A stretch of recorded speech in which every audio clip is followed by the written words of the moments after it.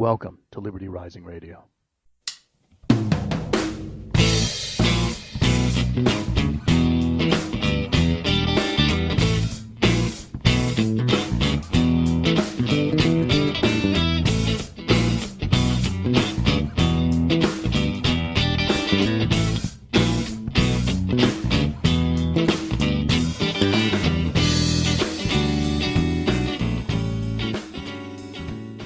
How did the use of military force become the first option in U.S. foreign policy?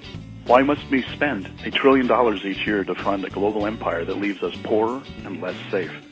How does the military-industrial complex rip off on working Americans while becoming obscenely wealthy? And what can we do about it?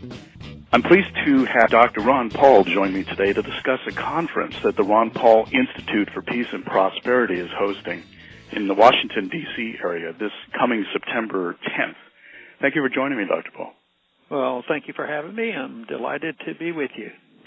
Non-interventionist foreign policy sometimes gets a bad rap. People think of it as a not strong defense. And, in fact, you have been advocating for a non-interventionist foreign policy for decades. Do you believe that we're making any headway in terms of people's appreciation for non-interventionist foreign policy? You know, I certainly think so, but I find, in spite of the fact that Bernie Sanders did well in promoting his socialism, I think the young people are really much more attracted to it. And once again, Sanders got some support because people who looked at him and me casually would say that, well, they're mentioning the same thing on foreign policy. We weren't talking about the same thing, but there were some similarities because he's not a neocon.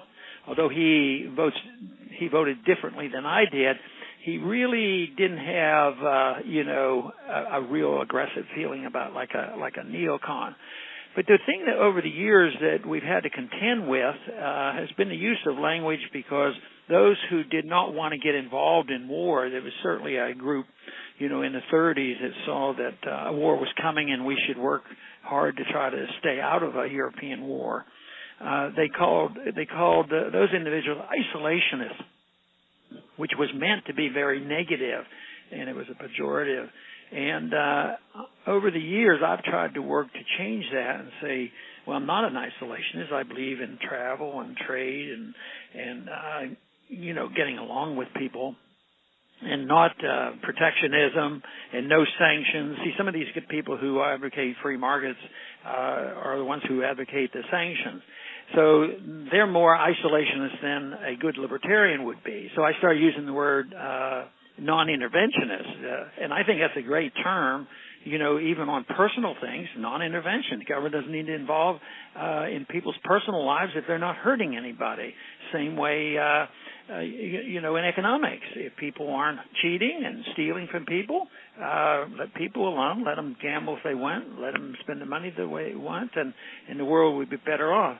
And so I apply that to foreign policy. It's non-intervention foreign policy means that doesn't mean that the world is a perfect place, but it means that we shouldn't get involved. Our greatest mistake over the years has been we've been involved defending and supporting and working with and propping up dictators. That's been a horror. And then as those relationships soured, we ended up fighting them. I mean, Saddam Hussein is a perfect example of this. So it doesn't lead to any good. Mises, the great Austrian economist, in teaching economics, he said that, if governments have a problem that they look at because of a regulation they made, they'll create two new ones. And then you have to write more regulations, and the whole thing snowballs. And that's what happens in isolation, in interventionism. And the Middle East is a typical example of this. One intervention leads to many more until you end up with total chaos. And that's what we have there. So, yes, people would like to paint us as not caring about the world and not supporting the truth, not being pro-American. But I was very pleased in the presidential campaigns that I ended up getting more support and money sent to me than all the other Republican candidates from the military. So the support is out there, and that's what our institute is set up to do, is try to change people's minds on this, the reason we're holding this conference, and we're delighted that you're willing to give us some support for this. So you have Lou Rockwell coming, Jacob Hornberger from, he is the executive director of the Future of Freedom Foundation. I assume that Daniel McAdams will be there. Right. And the focus of the event is to discuss non-interventionist policy as well as just the aspect of bringing greater prosperity from a non-interventionist policy as well. Do you think that the economic message that is in relation to this is something that is also well understood by the average people that you interact with when you speak about non-interventionism, or is that kind of like a second consideration in their minds? I think, unfortunately, it's the second. I remember it might have been in the debate in 2008, the moderator came in and was, when he had made the announcement, he says, okay, tonight we're not going to talk about economic policy. Tonight we're going to talk about foreign policy, which is a total fallacy. Because if you're looking for wasteful spending and how you drain wealth from a country, just go get in a war and get involved overseas and interrupt with markets and put sanctions on people to punish people. So it's very much intertwined. I think very early on in my political career, I was motivated probably more with economic matters, although I had been in the military and I was drafted in the 60s. I had my thoughts and beliefs, but things had settled down a little bit by the 70s, and economics was a big deal. That's in 1971, the gold standard was totally abolished, and we had a lot of inflation, a lot of problems.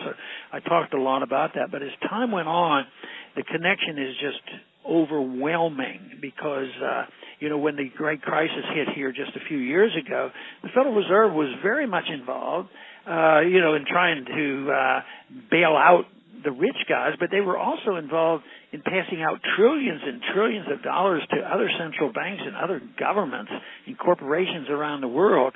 And because the dollar has had this false support from the people and the markets, they could get away with this. And yet I think they're interconnected. I think it's very important that people understand this. And the whole purpose of having an institute of non-intervention promoting, peace and prosperity. I believe that you can't promote American goodness, this exceptionalism that people sort of dream of some days, that you can spread that with a gun and with force and rigging elections and all these things. The only way you can do that is to, mind our own business, work hard at home for our peace and our prosperity, adapt to and accept free markets and sound money, and then if we do well, others would want to emulate us. That's the only way you can spread that type of goodness. But unfortunately, especially in the last 40 or 50 years, we've been obsessed with, interventionism. And the real tragedy in Washington is this interventionism is bipartisan. Even though the parties fight tooth and nail, they're really buddies on this. And Hillary's as much of a neocon as George Bush. Obama was less so, but look how many things he has done to, put troops over there and keep things going. So it's this attitude that if you don't support this, for some reason you're an immoral person and that you endorse the problems that exist over there. But people have to think, do we have the moral authority to interfere? Do we have the constitutional authority to do it? Do we have the money to do it? And does it do any good? And, of course, I come down on the side, it doesn't do any good, and we don't have the money, we don't have the moral authority, and we certainly don't have the constitutional authority. So I think all the arguments are on the side of non-interventionism, and the benefits are just overwhelming compared to us believing that we should be the policemen of the world. And abdicating the role of policemen of the world does not mean that we abdicate the role of having a strong national defense and actually, we get a stronger defense. Exactly. It's right now. We're in a mess. We're losing troops. We're involved. We spend money. We don't win wars. Our borders aren't secure, and the military-industrial complex run things. So I would say this argument that we are weak on defense is absolutely wrong. I think to some degree, and what we want to do is get as many people there, especially the young people who have not been locked in on something else, on intervention. So that's one of the purposes of the campaign. I mean, we don't want to be seen as speaking to the choir all the time. This is why I still go to the college campuses, because in a way, to change these attitudes will take some time. It wasn't like the neoconservative interventionist approach just popped up overnight and American people say, oh, this is okay.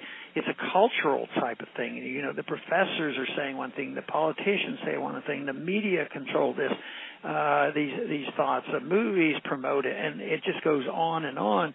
So it takes a while to change these attitudes, and I think it creeps up in the campaign. You have a bit of non-intervention with Bernie Sanders, and you do hear Trump at times say, well, maybe we don't even need NATO. Some people complain that we don't know exactly what the position will be tomorrow or the next day. Right. But no, he has said some things that would say that he is probably, less interventionist than George Bush for sure, So I think it's creeping in. But I also work for the long term. A lot of people say, Ron, you were up in Congress for a long time, and you really didn't get a lot of legislation passed, and nothing really changed.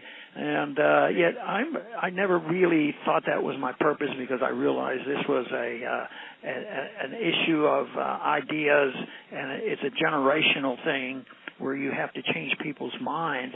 And that's where I think that I've had a little bit of impact by talking to people who got interested. Certainly more so, it was noticeable that I was able to get people to talk about the Federal Reserve. They don't ridicule somebody who criticizes the Federal Reserve. Everybody does it now because it's so ridiculous. And I think we're starting to get that, but like you mentioned before, they'd like to make non-intervention a bad word, that just like they made isolationism a bad word. If you're a non-interventionist, you don't care about national defense, and that, of course, is our goal, is to change that perception. Yes.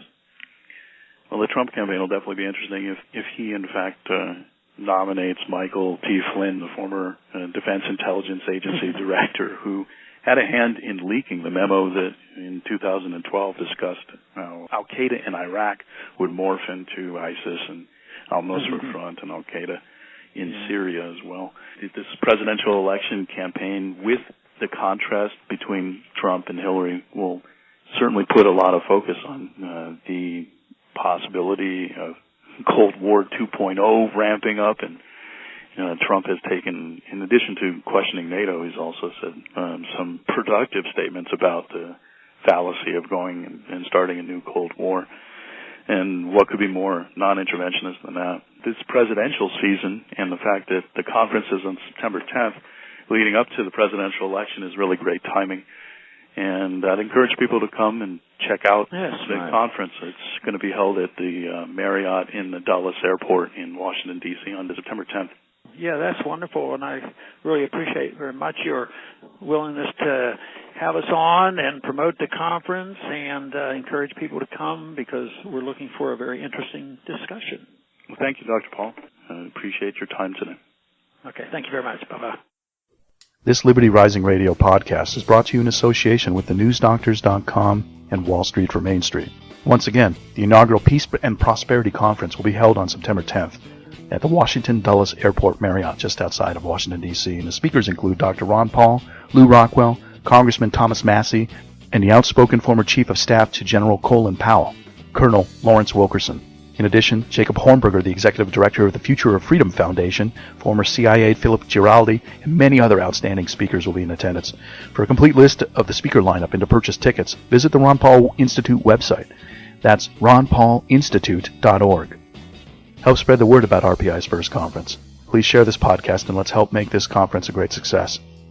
The groove and music you're listening to is titled Inchworm Dance, composed by Doug Sherratt. You can check out some of his other compositions by visiting his Reverb Nation page.